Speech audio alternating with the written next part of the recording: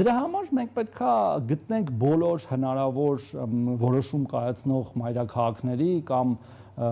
միությունների, մայրաքաղաքների կամ միությունների անդամների հետ մեր խաչվող շահերը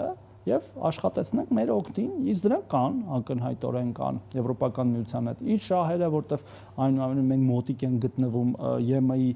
սահմաններին, սահմանակից պետություն ենք, հա, մոտ կամ անդամ պետությունները, տեխնացու պետությունների սահմանակից եւ իդեպ Թուրքիան էլ վաղուց Եվրոպական միության տեխնացու անդամ։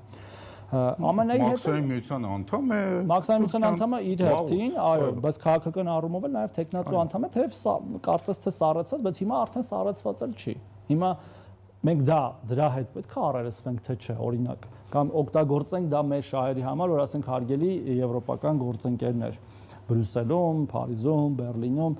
մենք էլ ենք ուզում, որ օրինակ բացվի մեր ճանապարհները հենց Եվրոպական միություն Թուրքիայի միջոցով, Թուրքիան էլ է կարծես թե ուզում, եկեք անենք դա ի վերջո։ Միացյալ Նահանգների հետ էլ այլ տեսակի շահեր կարող են լինել եւ կան եւ ոչ միայն այն փաստաթղթով, որ մենք ստորագրել ենք, բայց նաեւ այդ փաստաթղթով էներգետիկայի ոլորտում, ինչու ոչ հանքարդյունաբերության ոլորտում, որտեղ կարծես թե դա